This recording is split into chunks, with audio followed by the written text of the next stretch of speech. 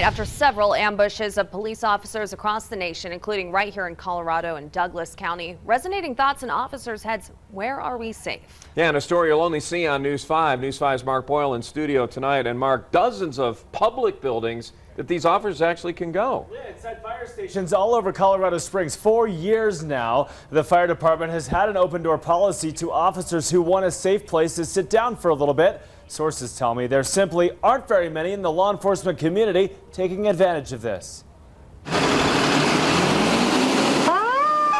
It may be the last place you'd think you'd find cops hanging out. In here, it's kind of just our normal space. But fire stations all over the Springs area have an open door policy for law enforcement officers. We have for years. This is our newer Station 8.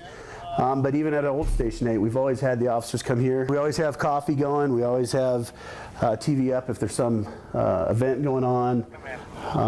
So anything like that, it's always here for them.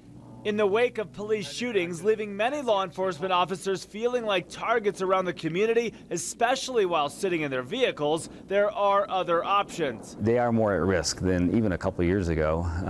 There's a culture out there that really places a negativity to them and are looking to harm them, you know, and that's not right and not fair, but we give them a chance to get a place where they can feel that they don't have to stress about sitting in a parking lot working on a report with their head down and not knowing who's going to come up. The last time this was publicly offered up was in 2016.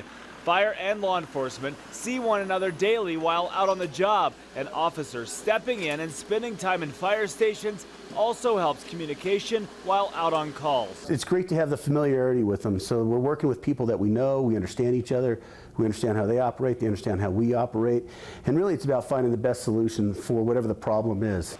Regardless of whether or not they're home, the Springs Fire Department says the lights are always on for their brothers and sisters in blue.